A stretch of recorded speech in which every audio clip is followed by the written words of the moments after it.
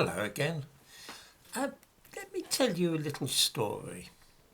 I live in the Essex town of Loughton. It's only a short distance from London, actually on the Central Line, the London Underground.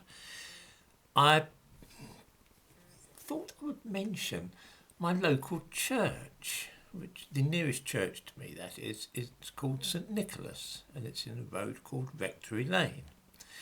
I provide a link to the details of this church in the description to this video.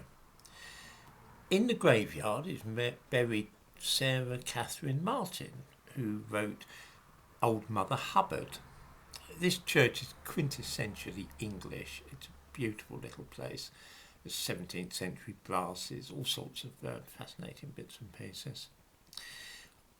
On Sundays, a handful of old women used to make their way there for the morning service. It's a delightful place, a very peaceful and quaint churchyard. At least it was, until 3 years ago, when it was taken over by the Romanian Orthodox Church.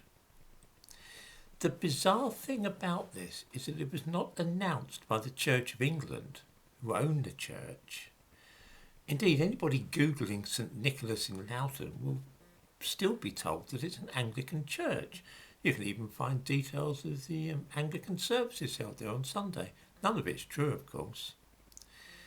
You really need to be able to speak Romanian to find out the truth about the church.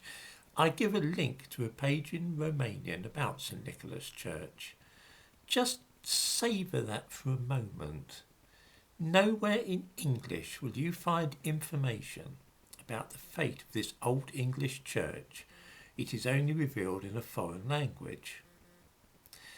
The fact is, the Anglicans decided it was too much trouble to keep St Nicholas open and just handed over the keys to the Romanians.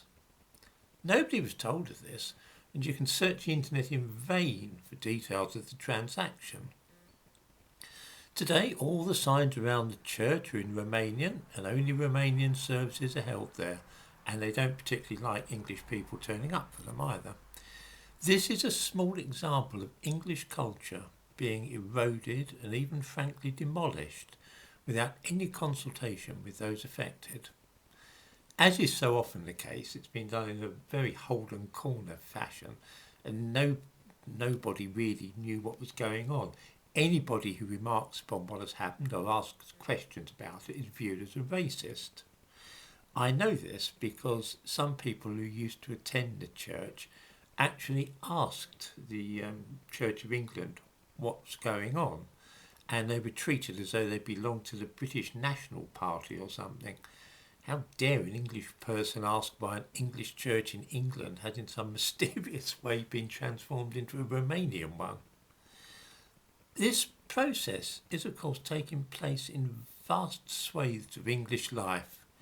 I've mentioned before the fact that mosques are replacing Christian chapels in many places, so I suppose I should be grateful that this small church has not had the cross replaced with the crescent.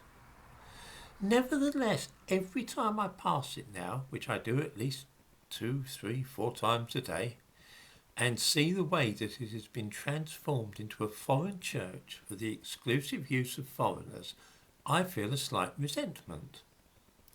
Slowly, but inexorably, individual countries are losing their identities and being replaced by, well, I hardly know what to call it.